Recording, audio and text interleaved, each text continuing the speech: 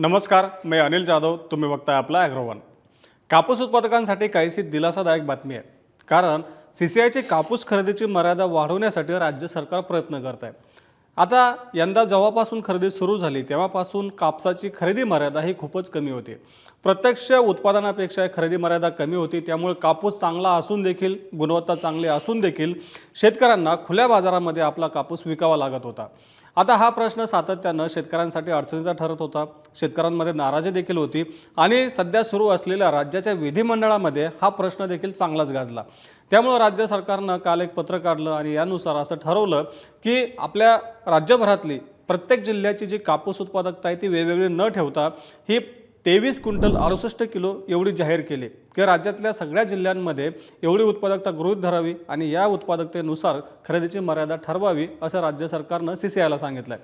आता पुढच्या 2-3 दिवसांमध्ये CCI या वाढवलेल्या मर्यादेनुसार खरेदी करेल असं सांगितलं जात आहे. आता नेमका हा मुद्दा काय आहे? नेमकं खरेदी मर्यादेमध्ये शेतकरी का अडकले होते, का अडचणीचे ठरत होते, नेमकी खरेदी मर्यादा काय असते, हे सगळा आढावा आता आपण व्हिडिओतून घेणार आहोत. आणि सगळ्यात महत्त्वाचं म्हणजे बाजारभाव काय असतील, पुढच्या टप्प्यामध्ये काय घडामोडींकडे आपल्याला लक्ष ठेवावं लागेल हे देखील बघूयात. सुरुवात करूयात बाजारभावापासून. आता राज्यामध्ये आणि देशामध्ये कापसाचा बाजारभाव याच्यामध्ये जास्त फरक दिसून येत नाही. देशभरातला जो सरासरी बाजारभाव आहे त्या दरम्यानच राज्यामध्ये देखील बाजारभाव दिसून येत आहेत. अतिरिक्त लांब धाग्याचा कापूस किंवा लांब धाग्याचा कापूस ज्याची गुणवत्ता चांगली आहे ह्या कापसाचा बाजारभाव काहीसा अधिक दिसून येतो आहे. म्हणजे जवळपास 7600 म्हणजे 7600 रुपयांपासून ते 7900 रुपयांपर्यंत काही बाजारांमध्ये हा कापूस या दरानं विकला जातोय. परंतु सरासरी बाजारभाव हा 7000 ते 7400 रुपयांच्या दरम्यान आहे. म्हणजेच काय, हमीभावापेक्षा आजही बाजारभाव कमी आहे. अतिरिक्त लांब धाग्याचा कापसाचा हमीभाव हा 8110 रुपये आहे. लांब धाग्याच्या कापसाचा हमीभाव हा 7710 रुपये आहे आणि बाजारभाव यापेक्षा आपल्याला कमी दिसून येतो. आता काही बाजारांमध्ये साहजिकच जसं सांगितलं की 7900 रुपयांपर्यंत दर दिसून येतोय, परंतु हा काही सगळ्याच कापसाला मिळत नाहीये. त्या बाजारामध्ये आवक झालेल्या एकदम चांगल्या गुणवत्तेच्या कापसाला हा दर मिळतोय. म्हणजेच काय, आपण जर 1-2 अपवाद सोडले तर बाजारामध्ये सध्या मिळणारा बाजारभाव हा हमीभावापेक्षा किमान 800 ते 1200 रुपयानं कमी आहे. आता या परिस्थितीमध्ये आपल्या शेतकऱ्यांना जो आधार आहे तो आहे CCIच्या खरेदीचा. परंतु यंदा CCIची खरेदी तसं म्हणायला हरकत नाही की यंदा वेळेत सुरू झाली. 15 ऑक्टोबरला राज्यामध्ये CCIची खरेदी सुरू झाली. सुरुवातीला आपल्या शेतकऱ्यांना कापसाची गुणवत्ता आणि ओलाव्याची अडचण होतीच, कारण पाऊस पडत होता. या पावसामध्ये कापूस ओला झाल्यानंतर या कापसामधला ओलावा अधिक होता. काही ठिकाणी कापसाचा रंग देखील बदलला होता.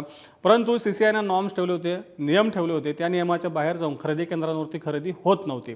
परंतु यासोबत आणखीन एक महत्त्वाची अडचण होती, ती म्हणजे खरेदीच्या मर्यादेची. त्याचं झालं असं की गेल्या वर्षीपेक्षा सगळ्याच जिल्ह्यांमध्ये CCIच्या खरेदीची मर्यादा ही कमी करण्यात आली होती. यामुळे शेतकऱ्यांमध्ये गोंधळ उडाला होता की नेमकी अचानक CCIने निर्णय काय घेतला. तर त्यामागची पार्श्वभूमी अशी होती की गेल्या वर्षीपर्यंत CCI राज्यामध्ये खरेदीची मर्यादा ठरवत होतं आणि त्यानुसार खरेदी करत देखील होतं. परंतु यंदा CCIने निर्णय घेतला की ज्या राज्यामध्ये खरेदी होणार आहे त्या राज्य सरकारांकडून त्यांच्या प्रत्येक जिल्ह्यातील सरासरी उत्पादकता घ्यायची, म्हणजे सरासरी उत्पादकतेची आकडेवारी घ्यायची आणि त्या सरासरी उत्पादकतेनुसार खरेदीची मर्यादा ठरवायची. आता आपल्या राज्याच्या कृषी विभागानं 1 ऑक्टोबर रोजी पहिला अहवाल दिला. त्यामध्ये प्रत्येक जिल्ह्याची उत्पादकता जी काही आली होती आणि त्यामुळे CCIने जी काही खरेदीची मर्यादा ठेवली होती ही खरेदीची मर्यादा गेल्या वर्षीच्या तुलनेमध्ये काही जिल्ह्यांमध्ये जवळपास निम्मीच होती. काही जिल्ह्यांमध्ये 30 ते 40% कमी होती. उदाहरण सांगायचं झालं तर काही जिल्ह्यांमध्ये खरेदीची मर्यादा अगदी 7 ते 8 क्विंटलपर्यंत ठेवण्यात आली होती. म्हणजे हेक्टरी मर्यादा तेवढी ठेवली होती. आता बहुतांश शेतकऱ्यांना प्रत्येक जिल्ह्यामध्ये एकरी उत्पादन त्यापेक्षा जास्त असतं, परंतु हेक्टरी मर्यादा तेवढी ठेवली होती. त्यामुळे शेतकरी अडचणीत आले होते आणि शेतकऱ्यांनी अशी मागणी केली होती की खरेदीची मर्यादा वाढवावी. आता या शेतकऱ्यांच्या मुद्द्याला सगळ्या स्तरातून पाठिंबा मिळत होता. त्यामुळे CCIनं खरेदी मर्यादा वाढवावी अशी मागणी फक्त महाराष्ट्रच नाही, तेलंगणा आहे, गुजरात आहे किंवा कर्नाटक आहे, आंध्र प्रदेश आहे, सगळ्याच राज्यांमधून केली जात होती. त्यानंतर आपल्या राज्याच्या कृषी विभागाने एक परिपत्रक काढलं आणि या परिपत्रकामध्ये पुन्हा नव्यानं सुधारित उत्पादकता जाहीर केली. यावेळी कृषी विभागानं जे काही आपल्या जिल्ह्यातले प्रत्येक जिल्ह्यातले जे सर्व पीक कापणी प्रयोग होतात त्यांची सरासरी गृहीत न धरता ज्या पीक कापणी प्रयोगातून जास्त उत्पादन आलं असे 25% पीक कापणी प्रयोग गृहीत धरले, त्याची सरासरी काढली आणि ही सरासरी म्हणजे जिल्ह्याची सरासरी उत्पादकता गृहीत धरावी असं म्हटलं होतं, असं सांगण्यात आलं होतं. म्हणजेच काय, तर एका जिल्ह्यामध्ये जे पीक कापणी प्रयोग झाले यापैकी ज्या पीक कापणी प्रयोगातून जास्तीत जास्त उत्पादन आलं अशा 25% पीक कापणी प्रयोगांची सरासरी काढली. म्हणजेच ही सरासरी जास्त आली आणि ही आलेली सरासरी त्या जिल्ह्याची उत्पादकता गृहीत धरावी असं कृषी विभागानं सांगितलं होतं. त्याची अंमलबजावणी देखील करण्यात आली. परंतु तरी देखील राज्यातल्या बहुतांश जिल्ह्यांमध्ये प्रत्यक्ष उत्पादनापेक्षा ही काढलेली उत्पादकता किंवा नव्यानं सुधारित ठरवलेली खरेदीची मर्यादा देखील कमीच होती। म्हणजे झालं असं की शेतकरी जेव्हा खरेदी केंद्रांवरती आपला कापूस घेऊन जायचे तेव्हा ठरलेल्या मर्यादेनुसार CCI कापूस खरेदी करायचं, मग त्याची गुणवत्ता कितीही चांगली असो, आणि उरलेला कापूस माघारी पाठवायचा, म्हणजे त्या शेतकऱ्यांना द्यायचं की तुमची मर्यादा संपलेली आहे, यापेक्षा जास्त कापूस आम्ही घेणार नाही, हा कापूस तुम्ही तुमचा घेऊन जावा। मग आपल्या शेतकऱ्यांना हा कापूस खुल्या बाजारामध्ये ज्याची गुणवत्ता चांगली आहे तो कापूस देखील खुल्या बाजारामध्ये कमी भावात विकावा लागत होता। आता हा मुद्दा आपल्या विधिमंडळाच्या अधिवेशनामध्ये चांगलाच गाजला। अनेक आमदारांनी किंवा खुद्द विरोधी पक्षातल्या तर काही प्रतिनिधींनी किंवा आमदारांनी हा मुद्दा उचललाच, खुद्द सरकारी पक्षातील काही आमदारांनी देखील हा मुद्दा लावून धरला होता। त्यामुळे कृषी विभागानं पुन्हा 11 डिसेंबर रोजी म्हणजे काल पुन्हा एक परिपत्रक काढलं आणि त्यामध्ये असं ठरवण्यात आलं की उत्पादकता जाहीर करताना किंवा कापूस खरेदी करताना जे काही उत्पादकता गृहीत धरली जाणार आहे ती उत्पादकता प्रत्येक जिल्ह्यातल्या पीक कापणी प्रयोगावर आधारित नसेल, त्याचा संबंध प्रत्येक जिल्ह्यामध्ये जो काही पीक कापणी प्रयोग झाले त्याच्या उत्पादकतेशी जोडण्यात येणार नाही। तर राज्यामध्ये ज्या 3 जिल्ह्यांमधली उत्पादकता जास्त आलेली आहे त्या जिल्ह्यांची सरासरी काढली आणि ती सरासरी म्हणजे राज्याची उत्पादकता गृहीत धरावी आणि त्यानुसार खरेदीची मर्यादा ठरवावी, असं या कृषी विभागानं आपल्या पत्रकामध्ये म्हटलेलं आहे। मग नेमकं ही सरासरी उत्पादकता पुन्हा कशी काढण्यात आली, तर सुरुवातीला सांगितल्याप्रमाणे 3 डिसेंबर रोजी आपल्या कृषी विभागानं जी उत्पादकता जाहीर केली होती त्या उत्पादकतेमध्ये लातूर, वर्धा आणि गडचिरोली या 3 जिल्ह्यांमधली उत्पादकता ही जास्त होती। त्यातली लातूरमधली जवळपास 24 क्विंटल 70 किलो होती, त्यानंतर गडचिरोलीमध्ये जवळपास 23.5 क्विंटलच्या दरम्यान होती आणि लातूरची उत्पादकता ही जवळपास 23 क्विंटल होती। आता 3 जिल्ह्यांची सरासरी काढून तो आकडा आला 23 क्विंटल 68 किलो। ही 23 क्विंटल 68 किलो ही उत्पादकता राज्यातल्या सगळ्या जिल्ह्यांसाठी गृहीत धरावी आणि खरेदीची मर्यादा ठरवावी, असं कृषी विभागानं म्हटलेलं आहे। म्हणजेच काय, तर कापूस खरेदी करताना राज्यामध्ये आता एकच उत्पादकता असणार आहे, एकच खरेदी मर्यादा असणार आहे, ती म्हणजे 23 क्विंटल 68 किलो। आणि आता ही जे काही उत्पादकता काल कृषी विभागानं जाहीर केली या उत्पादकतेनुसार म्हणजे खरेदी मर्यादेनुसार कदाचित सोमवारपासून किंवा मंगळवारपासून खरेदी होऊ शकते, असं CCIच्या सूत्रांनी सांगितलं।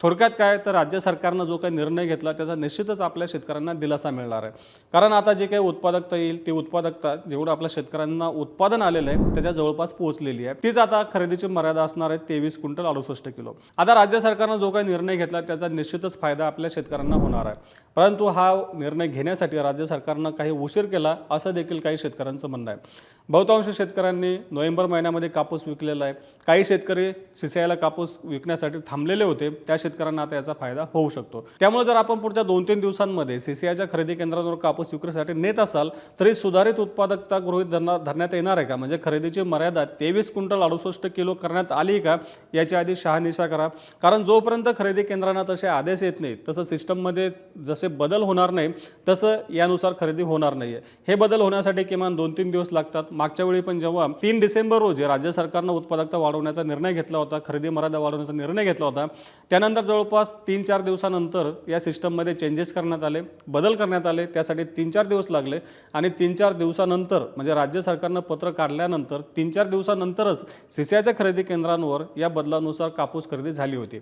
आता देखील असंच होऊ शकतं, कदाचित सोमवार किंवा मंगळवारपासून हे बदल म्हणजे वाढलेल्या खरेदी मर्यादेनुसार खरेदी होऊ शकतं, असं CCIचं म्हणणं आहे। तरी देखील आपल्याला जर कापूस विकायचा असेल तर आधी शहानिशा करा की आपण ज्या केंद्रांवरती पुढच्या 3-4 दिवसांमध्ये कापूस विक्रीसाठी नेतोय तिथं 23 क्विंटल 68 किलो हेक्टरी मर्यादेनुसार खरेदी होणार आहे का, त्यानंतरच त्या केंद्रावर आपला कापूस विक्रीसाठी घेऊन जा। आता वळूयात कापूस बाजाराविषयी की पुढच्या काळामध्ये कापूस बाजारात काय घडामोडी घडण्याची शक्यता आहे आणि त्याचा आपल्या कापूस बाजारावरती काय परिणाम होऊ शकतो। आता नुकतंच मागच्या 2-3 दिवसांपूर्वी आपल्या कापड उद्योगाची जी संस्था आहे कॉटन असोसिएशन ऑफ इंडिया त्याचे अध्यक्ष विनय कोटक यांनी सरकारला एक पत्र लिहिलं आणि या पत्रानुसार त्यांनी मागणी केली की कापसावरचं कापूस आयातीवरचं जे 11% शुल्क काढलेलं आहे ते कायमस्वरूपी काढावं। आता सध्या जे 11% आयात शुल्क काढलं ते 31 डिसेंबरपर्यंत काढलेलं आहे, म्हणजे 31 डिसेंबर नंतर कापूस आयातीवर 11% शुल्क लागू होणार आहे। परंतु उद्योगांचं असं म्हणणं आहे की हे 11% कापूस आयात शुल्क केवळ 31 डिसेंबरपर्यंतच नाही तर त्यानंतर देखील काढून टाकावं।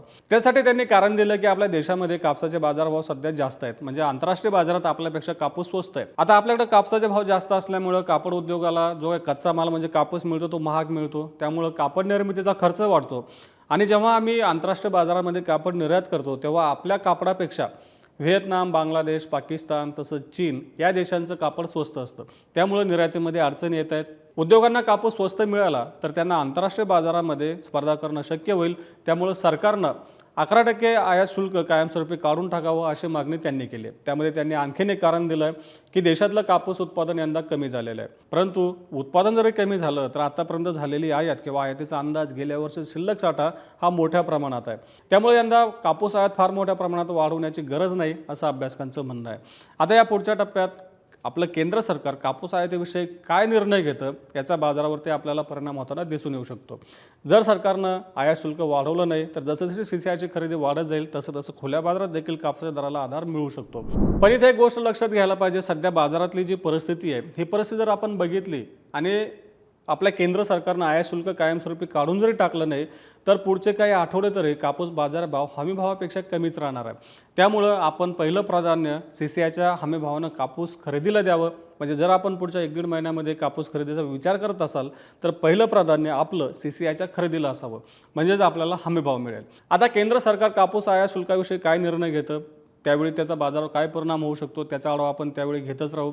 तसं सीसीआयच्या खरेदीचं पुढं काय होत राहील, त्याचा बाजारावर कसा कसा परिणाम होत जाईल त्याचा देखील आपण आढावा वेळोवेळी घेतच राहू. त्यासाठी आपल्या ॲग्रोवनच्या चॅनलला नक्की सबस्क्राईब करा. हा व्हिडिओ जास्तीत जास्त शेतकऱ्यांपर्यंत पोहोचवण्यासाठी लाईक आणि शेअर करायला विसरू नका.